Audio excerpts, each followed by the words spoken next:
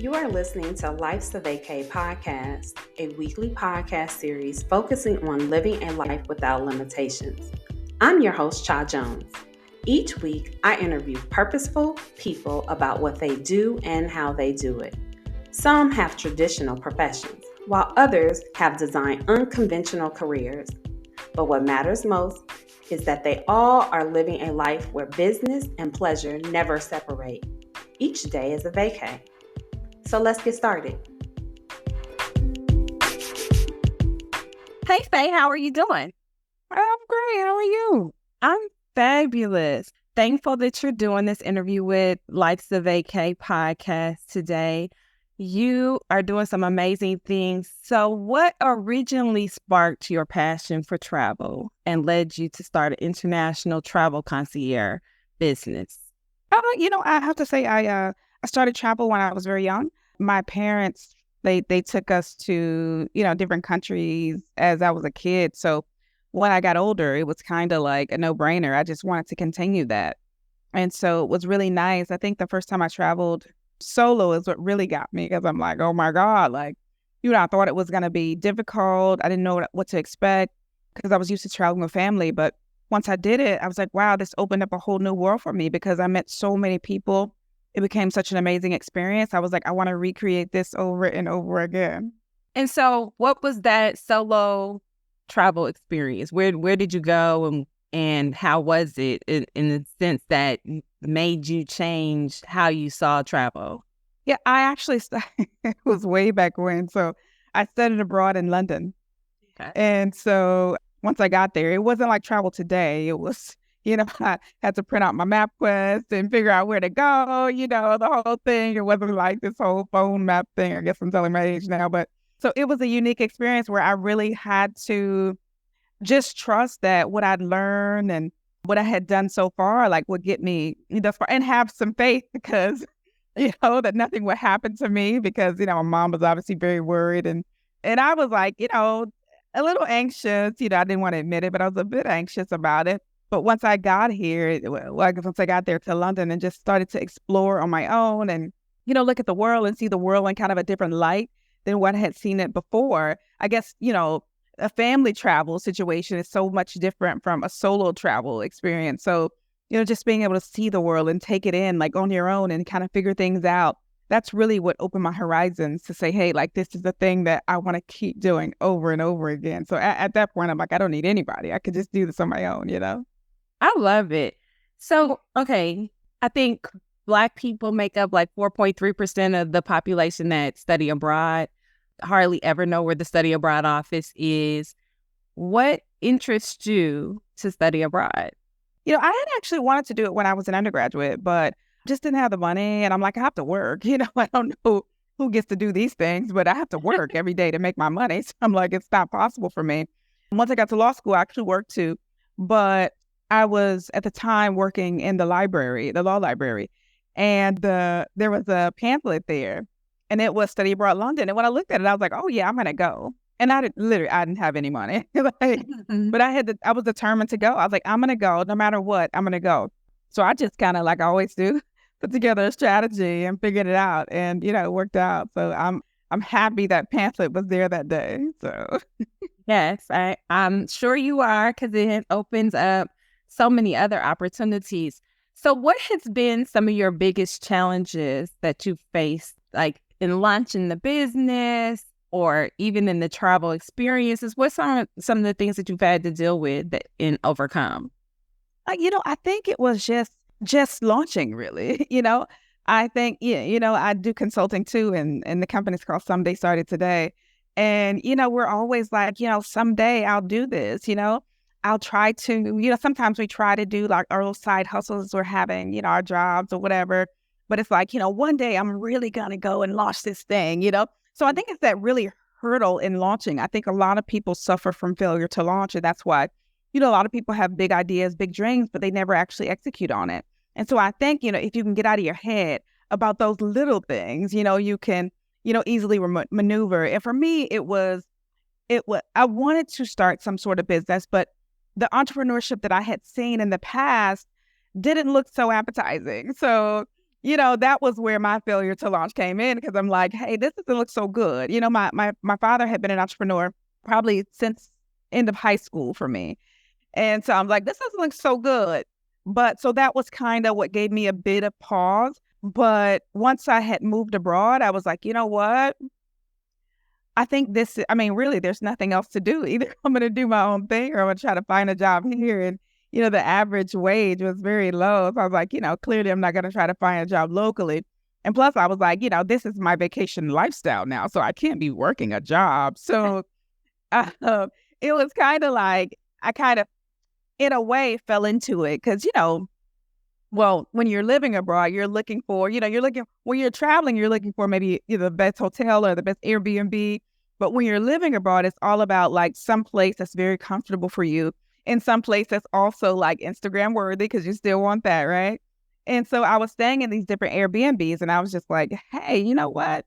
This is what I should do. Because I did the math, and I'm like, these people are making a lot of money. So I did that math. And so I originally launched my company as a company renting out, doing Airbnb. And so renting out properties around the world. And so, that actually launched me into the travel piece, because all the clients kept asking me for book, hey, how do I book a tour? How do I book a car? All these things. And I'm like, hey, I can easily do that stuff for you.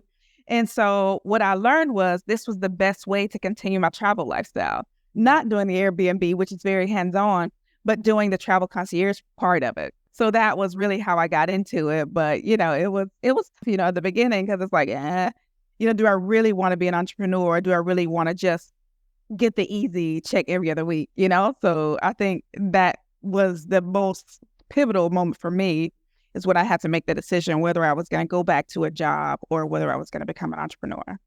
Okay, so you went to school to be a lawyer, and I know a lot of people, especially when you're talking about parenting, and they're like looking at, okay, we didn't pay for certain things, we didn't raise you to do this, all the things that are in the background of you making a decision.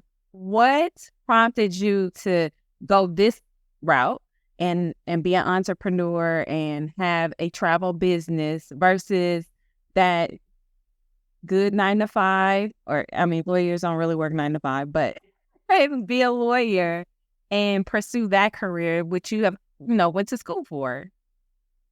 Yeah, that's the issue, right? We've all been kind of, one could use the term brainwashed, but, we've all kind of been told basically how to live our lives. Hey, you got to go to school. Once you finish school, you have to go to university. Once you finish university, you have to get married, have your 2.5 kids, and have your white house with the white picket fence. Those things we've kind of been trained from birth. So there is a difficulty in moving away from that into something else, and it really takes a mindset shift. And so that was the biggest thing for me, is shifting my mindset from what I had been taught, and obviously going to law school, I guess I always think of Nigerian parents as these people who are pushing you to do, be a lawyer or a doctor or these things.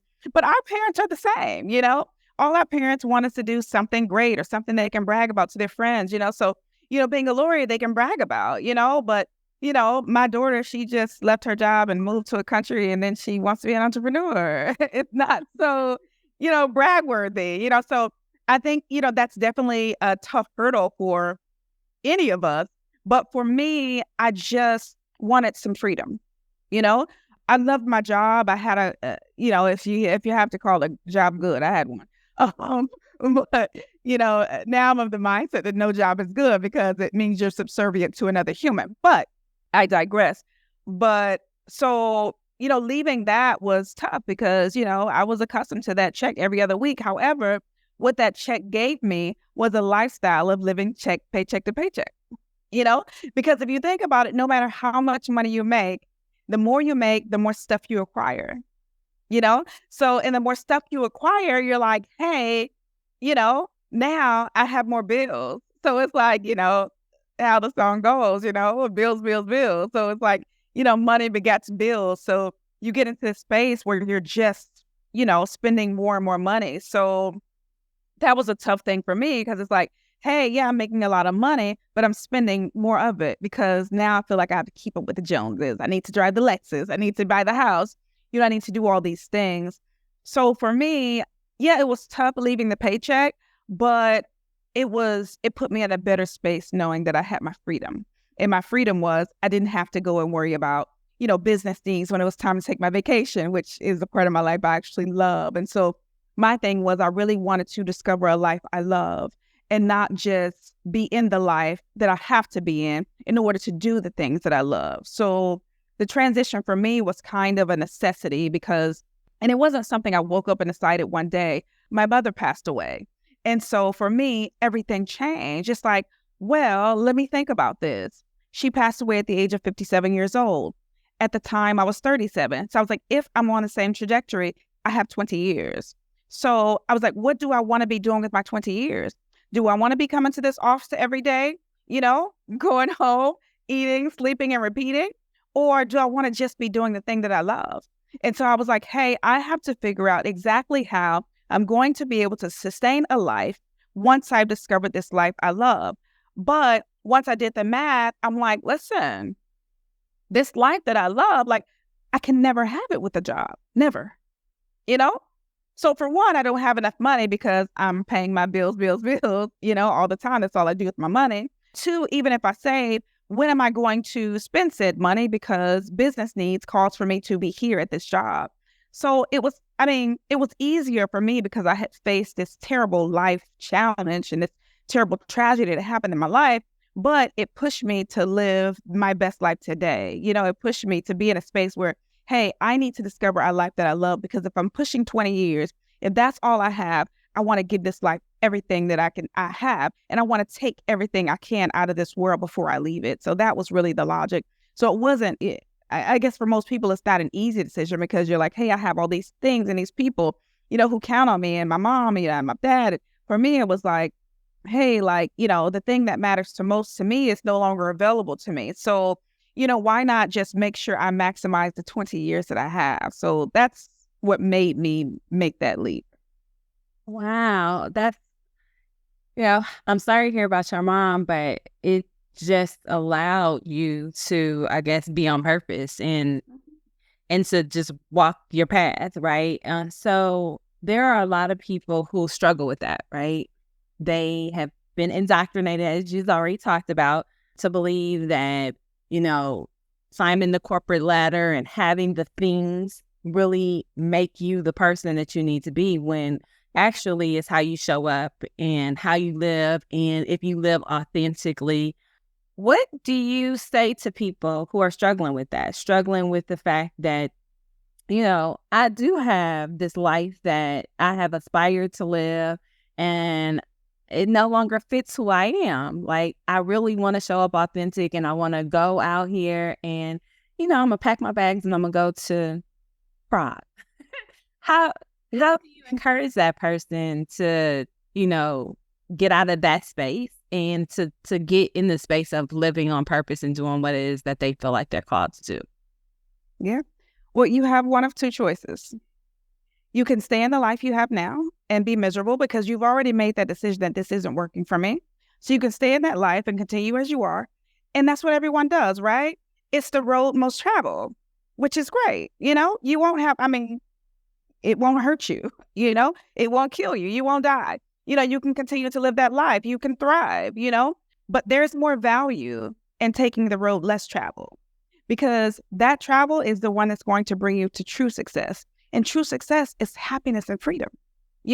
We can make all the money in the world, but if we're not happy. But one thing I will say to encourage people in that who are, thinking about that along those lines is that once I've gotten into a place where I'm living my life according to the purpose that God has for me, I've made more money than I've ever made at a corporate job, ever. In 1 year, trust me, I make way more money than I could have ever made, because when I was making money for that company, I was making money for them. Now, and I'm telling you, and I'm doing multi-million-dollar deals. Every deal I do, multi-million-dollar deals. So you can say, hey, are my skills only useful in this space? Or are my skills universal? can I take that same skill set and use it for my own purposes? And that profit I just made them, and then they may or may not give me a 4% bonus at the end of the year. Can I do that for myself? And now those multi-millions, it's going to me, because guess what? You have to believe in you more than they believe in you, because guess what? You sat down with this person for 30, 45, maybe an hour, and you talked about them, about who you are and what you have to offer.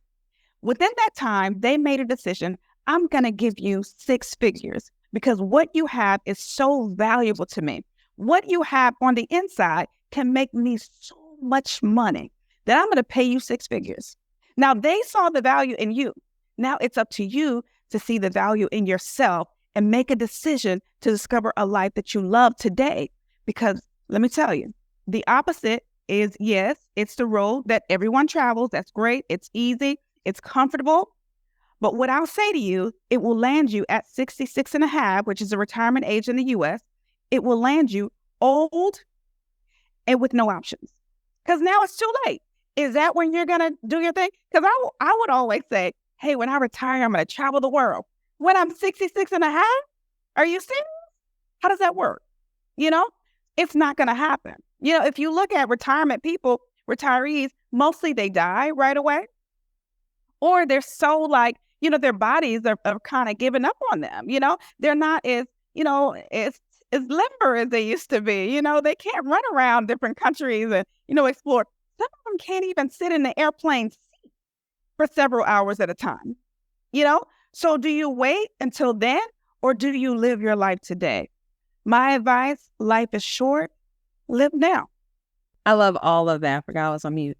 Because life is short. And I remember when I first started doing this some years ago.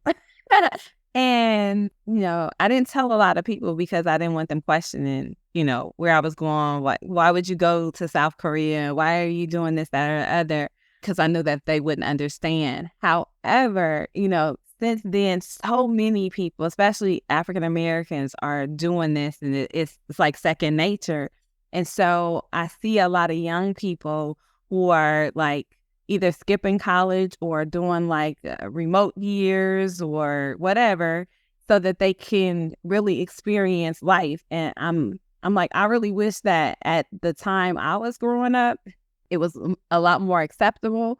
And because even when I first went to Korea, I was 33, I think. And there were so many young people who had took a first job, teaching or whatever. And I thought, I was how did y'all know about this? But I appreciate it now to be able to see that the tides have changed a lot. So I appreciate people like yourself who are look, I'm not about to work this 9 to 5, kill myself, and I give everything to you, and you only give me a portion. You give me 4 or 5 days off, and then I can't really live my life. So thank you for moving according to how you felt and how you wanted to live. Let's talk a little bit about Kenya and how you expanded construction in Kenya. And now you're consulting and you have more global clients. Actually, let's go back. What was your first global contract that kind of solidified I'm international businesswoman? Well, honestly, it was my travel company first. Because, of course, I kept moving to new countries, which is what I love exploring. So I kept moving to new countries. And every time I got to a new country, I'm hey, I try to figure out, is this business viable here in this space? Is it needed in the space? And so, as I traveled, when I had difficulty, I was hey, I have to sit here in this because I want to make this less difficult for other people. I want to make sure not only is it less difficult, but it's easy for other people. So I started to expand my company till we had moved to 13 countries. And then after that, I was hey, I have to tackle Kenya now. I've been here for a while. Let me tackle Kenya. And then I got into construction. And that's funny thing is, maybe years ago before I got into construction, I would talk to people about, hey, you can only do stuff you're passionate about. Because I'm doing travel and I just loved it. I was you can only do stuff you're passionate about. But then I found construction. I was hey, I don't have any feelings about this. I'm not passionate. I don't love it. I don't know anything about it, quite frankly. But I knew it was a move that was twofold. One, it can make me a lot of money. And two, it was helping a community. Because if you think about it, you have all these developing countries. What can I do to help move them forward? And that's what construction was for me. It was, one, a moneymaker, obviously, but two, was a give back. Because it's like, hey, in my own way, I'm giving back. I'm helping these countries to develop. I'm giving employment opportunities. So I'm helping people, with their families. And I don't just have employees. Like, I try to help them with their lives. I try to help them with their futures. Like, hey, this job is great, but where can we go from here to make something greater? I had this person who worked for me, and she's like, oh my God, my daughter loves you. She looks up to you and she wants to be just like you. I was like, okay, what can we do to make sure she wants to be like you? So those for me were give back opportunities. Yes, I was making money in these areas, but it's just like I was still using those opportunities as an opportunity to give back to someone else and give back to a country, who quite frankly needs it. So that was a big deal for me because, it wasn't just making money. It was also about contributing to society. And so that was the big deal for me. It was a significant amount of income as well, but also income pairing with, I'm actually doing some good here. I'm actually helping people, I'm actually helping this community to develop, become more prosperous. And giving, obviously opportunities for families to build, their wealth and, grow an income and, teaching them skill sets, they didn't have before. So it's been multi-layered, this opportunity that I've had in Kenya. And so we've done that. And also, it's one of the countries that I run my travel business in. And then we also are exporters of coffee outside of Kenya to the U.S. So, all these things, it's like, I'm exposing, this to people because we're not just like a coffee exporter. We bring people in and we're like, hey, we bring people in. We want to show you how this coffee is gathered, how they process it, how long this family has been working in the coffee industry, and how they got their start and what they're doing to be profitable even before we showed up. So it's like we're teaching people all these things. They're getting hands-on experience, learning these people, and they're actually building their families. And we usually work with people who, we don't just export coffee, just to any old body. We usually try to partner with people who are doing great things who look like us, like partnering with people in the U.S. who already have a coffee business, but they don't have a connection for coffee, So, we fill in the gap for them. And then we also give them this opportunity to have these coffee experiences, to come there and taste the coffee and how do they make it and, all these wonderful things. So I feel like those opportunities are connecting people. And for me, that's huge. I'm a huge connector of people. So I'm connecting people. And so connecting different worlds because, we like to look at it. We're like, oh yeah, we're African-American. And I'm like, hey, really? Because I wasn't born in Africa. Were you? But I know sometimes back in our ancestry, our people did come from there, but we're so far removed from one another. When I'm in Kenya, I'm a foreigner. That's it. My people didn't come from here. I don't know anyone here. Foreigner. That's it. But when you bring those communities together, yes, maybe we don't have any official ties here, or maybe we do at some point. We don't know them. But when you bring those two communities together, like it forges those bonds. So now you do have a family there. Now you do have people you can connect with, and they can connect with you. Because if you think about it, these communities are so separate. We've always been so segregated. The Africans, the Blacks, the Africans, like we don't know you and you don't know us. But by doing business together and working together, like it builds a family for you. And now you can say, hey, I am from Africa. I am from Kenya. I am from Nigeria. Building these bonds between groups of people. And really, that's my passion. So it's like, yes, I'm having these, incredible, entrepreneurial opportunities, but I'm also able to give back and bring people together, which are also my passion. So it's been fantastic. I love it. I love all of it. So you are such a Renaissance woman. You're also a visionary. How would you describe yourself? Like somebody came up to you and said, Faye, who are you? What do you do? Like, because you've done so many things. And when I think about you and I think about the things that you're doing, I don't want to put you just in travel. Like, you do so many things, and you just got talking about like the construction work, and you talked about bringing the families together. How do you describe you? Well, I'm someone who's living on purpose. I feel like I didn't just come here for me and honestly, even to build wealth. I mean, that's a great part of it.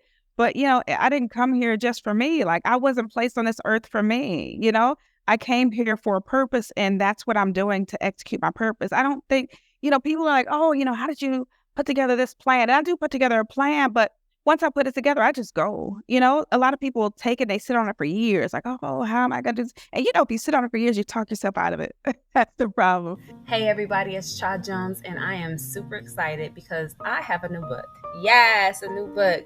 It's called Reclaiming Myself. It's a 12-week journal. It's self-guided self-care journal specifically for moms who are ready to prioritize themselves, own their health, happiness, and personal growth. Each week focuses on different areas of self-care with journaling prompts, self-reflection exercises, and action items tailored to help you rediscover your passions, cultivate self-love, reduce stress, and carve out time specifically for you. Reclaim the woman that you are and be the best version of yourself with the Reclaiming Myself 12-week journal. It's available on Amazon or wherever you get books. Invest in yourself, mama. You deserve it. So, like, I actually execute on these things because I'm like, if I don't move, who's going to lose out because I didn't follow my purpose? I didn't follow my heart. I didn't follow my calling, And so that's what I am. Like, I'm a person who lives on purpose. Whatever I'm supposed to be doing, I do it. Do I get it wrong sometimes? Absolutely. But I try my best to do everything, fulfill every reason that God has placed me on this earth. Everything. I don't try to second guess myself. I don't have a wait and see mentality. I don't have a someday, mentality. I'm having a right now mentality because I don't want anybody else to miss out because I didn't follow my purpose. And so that's who I am. I'm a person who lives on purpose. Okay. I love all of that as well. And you also have a mission to empower people of color globally. Mm-hmm. What lifestyle and career advice do you commonly give to your clients? Oh, man, I am forever. So part of my business, I try to help, people who look like us to invest and move to. And I'm not a big draw. You have to move there. But if you're interested, go ahead. But, I'm mostly about making connections, cultural connections, through investing. Because it's like, what? At some point, we did belong to this place. I can't trace it. I don't know where it's at. I don't know what happened over the years, but we do have some connection. I try to show people where we can form bonds there, and it's through investing. Like, how can I bring a group of people up? How can I contribute? How can I be a part of this society? So I always try to tell people, like, listen, there's three options. Yes, you can move to the continent of Africa. Whether you do or not, it's up to you. It's a personal thing. Another thing you can do is invest in Africa. An additional thing you can do is expand your business to Africa because there's so many opportunities for us. I'll tell you, this construction business, for me, if I were in the U.S., it wouldn't be possible. There are barriers to interest. It's a good old boy system. How do we get in? It's a good old boy system. How do you get in? You don't. And if you do, it takes a lot, including connections and, being in the right place at the right time, being prepared, all these things. How I got into construction in Kenya? Money. And that's the difference. And I try to tell people, like, hey, if you want this connection, like, and trust me, a whole lot of other people are getting it who don't look like us and making a ton of money, and making these connections, by the way, because when they see those people coming, they're like, oh my God, these are gods because they're able to do all these things and help us out and all these things here. But, making those connections, like, I think are invaluable. I had a client once, she had a business in the U.S. It was a cleaning business. And she's like, hey, Faye, I'm just going to have to shut down my business. It's not, earning enough money. I'm losing money. And I was just like, have you thought about expanding your business abroad? And she's like, no, but how can I expand my business abroad when I'm not even making money here? And I'm like, that's something you just have to consider because expanding your business abroad, you're opening yourself up to a new market, maybe a new market that you ditch the old market, because what I'll tell you is about the cleaning business is that expats around the world, we want our houses cleaned and there are people who clean them and we don't exactly know how to direct them. We know how to clean, but we don't necessarily know how to direct an employee to clean our homes. And I'm like, if you can actually train a group of people who are able to do this and hire them under your tutelage and make sure they have the proper products and make sure they're cleaning properly and make sure they're cleaning, a certain amount of weeks and, a certain amount of days of the week properly, or, learning how to just coordinate the things they're doing, like all these things, you can make a lot of money. And she's like, okay, I'm going to try it. So she did. So she expanded her business abroad. And not only did she not shut the business down, but now she's in 4 countries around the world and she's making exponentially more money than she made before. So I always say to people, like, expand your horizons, open your mindset. Because, if you think just the United States of America, you're only going to put yourself in one little box, in which, we've always been in a box. Get yourself out of that box that you're thinking. Expand, invest abroad. We have so many investment opportunities, just Kenya specifically, but so many, and they're all over Africa, quite frankly. But in Kenya, is what I specialize in. But in Kenya specifically, like even just in real estate, I mean, if you can see the real estate that you can get for your dollar, and then you're renting this out as vacation property, it's like, oh my God, it's just mind blowing. The amount of money you can make, even with tourism, like, tourism is so expensive over here. And if you look at the cost that you pay versus what something costs, I mean, think of if you own a travel company, like it's a lot of money to be made. And in different areas, there's investing in, infrastructure that's worth a lot of money. You see like all these foreigners coming to Kenya, investing in infrastructure, doing development and all these things, and they're making a ton of money. What about us? Is this not our heritage? Yeah, we don't know exactly where we came from, but at a certain point, this is our heritage. So do you want to invest here and make a ton load of money, or do you want to just leave it to everyone else? A lot of times when you see the media, they're telling you, hey, don't come to Africa, because they're like, hey, we got this unlocked and we don't want you getting a part of it. You know what I mean? So it's like you have to, and I see a lot of people who look like us when they're talking travel, they never think Africa. Never. And they like it that way. Because if you never think about Africa, then you never go there. You never see these, opportunities that you could potentially have and invest in. These opportunities that could really build your legacy and build the wealth for you and your family, And so those are the things that I like to show our people, because I'm just like, hey, you're missing out. If you haven't thought of Africa, you're missing out. Look at all the large corporations now who are coming to Africa. Just today, the NBA Africa launched its Kenya office. Why are they doing that? Right. There's money there. If I look around where I live, there's Oracle, there's Microsoft, there's Google, there's Amazon. Everyone's there. Why? Because there's lots of money there. So come along, and you invest also. Absolutely. I think, you said it all, because there are investment opportunities. There's opportunities for you to see something you haven't ever seen. There's opportunities for you to expand your business, to take your thoughts and ingenuity and invest it into an infrastructure that isn't already tapped into. So it would be a great opportunity.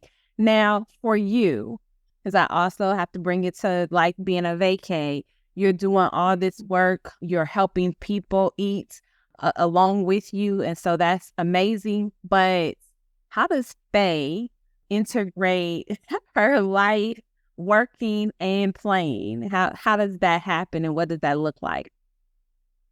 Well, I live in Kenya, but I still call myself a digital nomad because, one, my business, I can take it with me everywhere I go. I think when people look at, digital nomads or, remote jobs, they think about, businesses that are all online, but that's not true. I run a construction company from my phone, let me tell you, I've never been to a construction site. I run it from my phone. I've never, not once, how does that work? The dirt. How do you run a construction company from your phone? Never gone to a construction site ever. Never. Not one time. So what I do is we buy heavy equipment. We ship it to Kenya. By the time it gets to Kenya, we have a broker. The broker's already gotten a job for it, the machines. And so as soon as they land at the port, they're going straight to work. The money that comes, it comes directly to my phone. A broker handles, machine repairs. Broker handles getting the jobs. Broker handles collection of the funds. Everything. I'm just making phone calls. Hey, has this been done? Did the check come? when are you sending it to me? Or, these things, or, oh, tell me about the next job that, we're looking at, going to. What are the details? Let me think about whether that's a good strategy for this company, or should I be doing that? So that's how I run it from my phone. My travel business, I run from my phone, from my computer, because, we work through vendors, so it's not like I'm running out, doing tours. Most guests I've never seen ever, so, we have a staff who handles the things, all the things. So, it's more so just managing, and I can be anywhere. I'm in Prague right now. I haven't been to Kenya for a month. Actually, most of this year, I haven't been. I'm in and out, in and out, in and out. But I travel because I love to travel. So that's what I'm doing most of the time. I'm traveling. So, once I get off this call, like, I have some work to do for my travel company. I'll do that work and then I'll go to sleep. And, tomorrow I'll be on to Amsterdam. So it's just like, I'm still traveling. I'm still enjoying my life, because I didn't sign up for a life where I would be within four walls every single day of my life. I don't want that lifestyle. So I can only do things that promote the lifestyle that my life is a vacation, And so I wouldn't have it any other way. I want to be happy. I want to be living the life I love. And being an entrepreneur can't take that away from me. And if it did, I would have to step away from being an entrepreneur, because I signed up for a life where I can do whatever I want to do whenever I want to do it. And so this is the life I've signed up for. And that's why I try to tell people, hey, when you expand your business abroad, it doesn't mean you have to live there. You're making an investment, and you're going into a structure that's already set up for you. I've already done the things. I know, who the people are. I know who the brokers are. I know who you need to go to. And, it's just about really making an investment and managing that investment. So, and that's with anything, you can buy stocks, and, there's nothing you can do every day.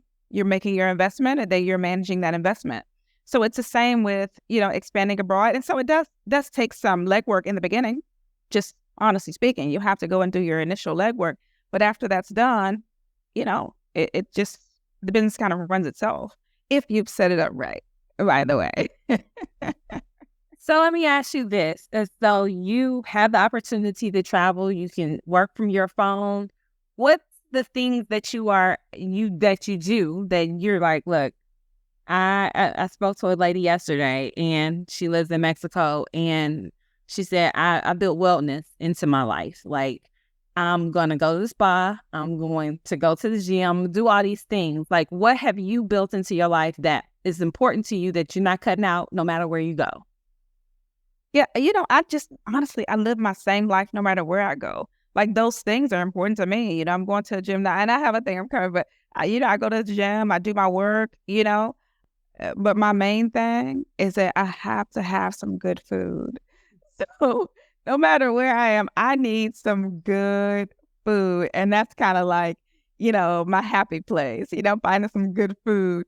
And so I normally do my same routine. I think people feel like, when you travel this much, people are assuming you're running around all the time, like, touristing and stuff like that. Like, I am not, When I go to a place, I'm just living like a local, even now I have an apartment here in Prague, and I'm just living like a local. And if there are things I'd like to see, I make time to see those. But the thing that I'm mainly focused on is just good food. So I'm just like, if I can find a good restaurant every day, I'm in heaven. What's your favorite food? I don't have a favorite food. It's really something I haven't tried before. It's my favorite food. I'm from the South, so I'm a soul food girl. So if I really have to say something, it's going to be all that good soul food. But I'm vegan, so trying to find it in a vegan way, it's difficult. But I am a Southern girl, so I will always love my soul food. Well, I have so many questions that I want to ask you. I'm going to ask you one last question, and that's really about, since you have the opportunity to travel, you have the opportunity to do the work that you love no matter where you are. What do you recommend for people who are trying to balance their pursuit for happiness and their passion while also still trying to figure out, like, how can I make that money? What's some of the recommendations that you have for them? Well, I have to say, like, I prepared for this life. I didn't just, it sounds like it, kind of, when you ask me the questions, I'm answering them. it sounds like I just walked away, but I did not. I prepared myself. I needed a certain amount of money to be able to invest. I needed a certain amount of money to be able to live for 6 months and not have to do anything. There are definite steps that I took to make a lot of money before I left. I made a lot of money in 5 months to be able to do these things. But I say just pace yourself. If I had to go back and do it again, I probably wouldn't have done it in 5 months. I probably would have taken a year, maybe even 2, to just prepare myself and, mentally and get my mindset straight.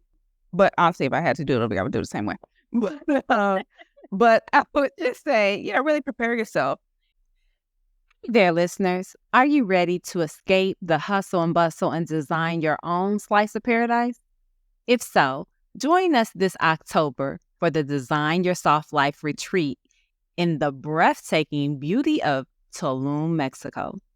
Picture this: 5 nights and 6 days of pure relaxation, empowerment, and transformation. It's a luxurious getaway designed specifically for ambitious women like yourself who are craving more ease, freedom, and fulfillment in their lives. Get ready for the soft life.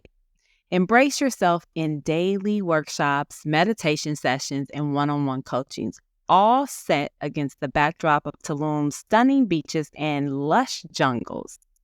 This isn't just a vacation.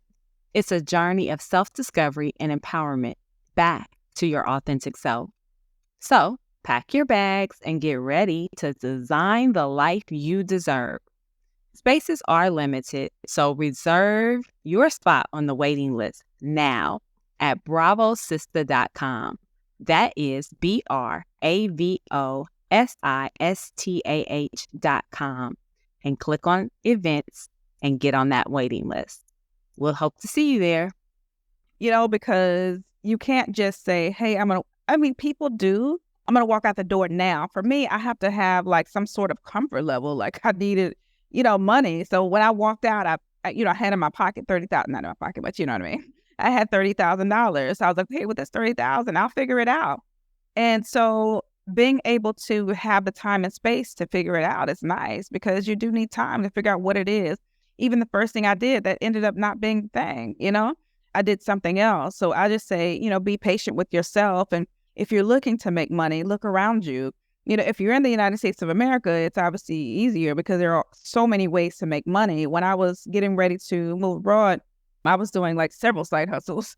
I was teaching English, to students in the morning from 5 a.m. to 7 a.m. before work. And then I would go to work. I would do apartment secret shopping during my lunch, because I still have my full-time job. Do apartment secret shopping during my lunch and the weekends. For a bit, I even drove Uber until I figured out that wasn't really financially, beneficial for me. And then I had like another side job where I was working as a salesperson in the evenings. So, I had like so many hustles to save that money, but doing all those things, like I was able to literally just from those things save $30,000 in 5 months. So there are many things you can do to make money fast. Now someone just sent me a thing where you can teach AI, and they're paying like $750 a week to do that, just teaching AI. You can do that at night from home. There's so many ways you can create wealth for yourself, specifically in the U.S., doing, what are those things? You can do those surveys, you make money from that, or, attending one of those, I forget what you call them, one of those things, or you like try the product out or whatever, what I'm talking about. Those types of things. Like those were the things that I did initially to make a lot of money. Once I left, I found out more about, passive income and how you could create, a product based on your knowledge and, what you had, your skill set, and teach that to people and sell it as a digital product online. So there's those things. And, it's even like, people are so curious about your personal life these days. If you're open to sharing that, you can make money, being an influencer online. There's so many different ways to hustle hard to make money. Those aren't long-term things, those are short-term to make a lot of money. But for the long term, you have to figure out what it is I can invest in that's going to build some wealth for me. A friend of mine, he has a great job, if you have to call it that. I don't really like to call jobs good, but he has a job where he makes a significant amount of money. But in the front end, he invested everything he had into bonds, Kenyan bonds, actually, because those have a very high yield return. So he invested in Kenyan bonds, and now he doesn't spend his paychecks at all. He still works, doesn't spend his paychecks. he lives off of the interest, so these things you have to think about. What's my tolerance? What's my investment tolerance? Some people don't want to do a lot of work. Like in his case, he's like, I don't want to be an entrepreneur. I don't want to do all these things, but I want to figure out a way that works for me to bring in, a high return so I don't have to work a lot. And I know this money can be used for my future. So you have to think about exactly what works for you. And so, but you do need some upfront money. So these hustle hard things that I was doing, it's a way to get started, doing some of these online things. It's a way to get started, but it's not the end game, so you have to figure out those things, save a lot of money, turn off the cable. You don't need that, turn off the things that you don't absolutely need. Stop eating out every day. Stop buying a Starbucks. If you just save that money alone, that's a lot. Invest that. That's a way to, again, earn passive income. I invest also. So I try to follow, people who are experts in investments. I'm not, but I try to follow them. What are you investing in this week? Me too. Mm-hmm. So I do that. So it's just, think about, what your tolerance level is, for investment, what kind of work ethic you have, or how much work you want to put into something. And then that's the way to best determine how you're going to create the wins for your life, create the legacy, of financial wealth for your life. So I think those are really the best strategies. You gave a lot. I love it. I love it. I love it. So anybody who's watching this or listening to this should be able to be like, look, I can tap into something, because she gave me nuggets. I did lie, or I didn't really lie. I just kind of, as you were talking, I was like, wait a minute, let's talk about your travel business just a little bit more. Last question. You curate travel predominantly for women, right? Well, just for anybody, but right. You create these wonderful travel packages. I remember I saw one, I think it was for Kenya, but you also did something in Mexico. You do these wonderful travel experiences. Talk about how one could work with you and what that experience is going to be like when they work with you. Mm-hmm.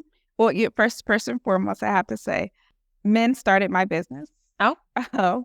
I had a group of male friends, and they were coming to Colombia. I was living in Colombia at the time. And they were like, hey, we want to go on this trip. Do you know anybody who can help us plan? I'm like, oh, I own a travel company. I did it. But I'm really good at faking it until I make it. I love it. And they were like, oh, plan for us. It's 15 guys, and I just gave it everything I had. And these guys basically built my business from word of mouth. And so, so that's how it started. So initially, I only had male clients. So it was crazy. But eventually, we actually became a formalized company and started, growing and advertising and promoting. And so, now we have a mixture of both. But yeah, so we curate travel for, people who look like us, We want you to have a great experience, and we don't want you to overpay, honestly. We want you to have luxury experience on whatever budget you have, So, if your budget is, whatever, we, myself as well as my staff, we travel constantly. And so we're always looking into different opportunities or ways of, giving you a luxury experience on your budget. So that's what we do. And so we don't just take care. I always say we're a concierge company who does travel, because what we're really interested in is making sure you don't have to think or worry about anything. We want to take care of everything for you. You're like, hey, I'm leaving the job today. I'm going straight to the airport. I didn't get my hair done. Got you. We'll take care of it for you. We have salons ready and waiting. We already know all the details. You just go there. We'll have a driver pick you up and you'll get there. My back really hurts. Got you. I can send a masseuse to your house, or do you want to go to a spa? So we kind of take care of the whole person. Every restaurant you eat at, we've already tried them. So we know where the best food is at. There's no trial and error. Where should I eat tonight? Let me walk around and see what's there. Nope. We've already told you all the restaurants to go to. Number one, you have restaurants on your list. Hey, today you're going to X, Y, and Z restaurants. But if you want to try something different, these are the other options. And these are the types of foods they have. You want to go out? Great. Gotcha. You want to listen to some live music while you eat? Got you. So we do all the things so you don't have to think about anything. And if there's something we didn't think about, you can reach us 24 hours a day. You can call us and be like, hey, I want to do this. I've decided, I was here and I saw this experience. I want to do this. Okay, cool. And we'll take care of it for you on the spot. So you don't have to worry about doing anything outside of just letting us know exactly what you want. And typically people don't know what they want to do. So we mainly just curate everything. We ask the questions like, what do you need? Like, what do you typically do on your trips? What type of trips do you like to have?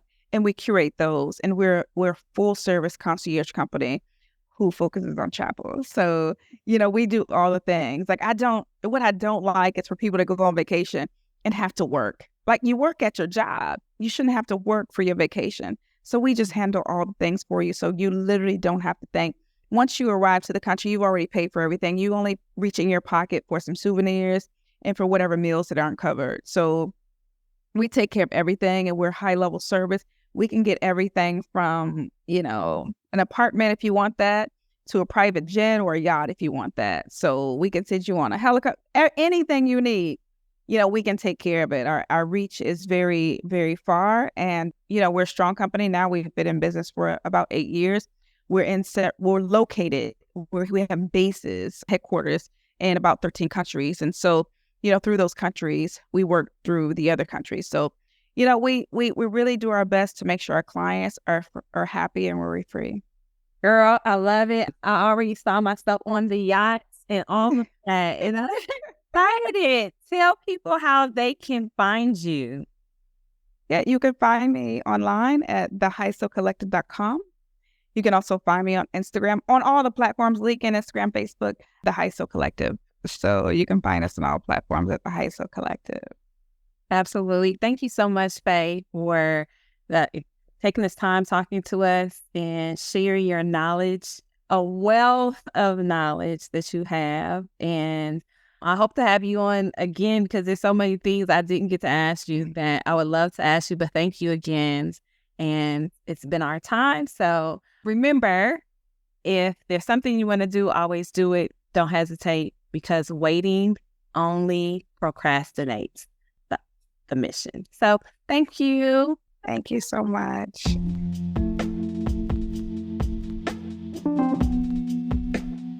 You have been listening to Life's a Vacay podcast. Thank you for tuning in today. Every day you have a choice, so choose yourself and never allow your circumstances to dictate the life you live. Whatever you don't like, you can change. Remember, nothing happens overnight, but know that when you set goals and take inspired action, whatever you desire can come in perfect timing. Never give up on creating the life you deserve. Don't anticipate your next vacation when you could be living a whole life on vacation. Until next time, I'm your host, Cha Jones.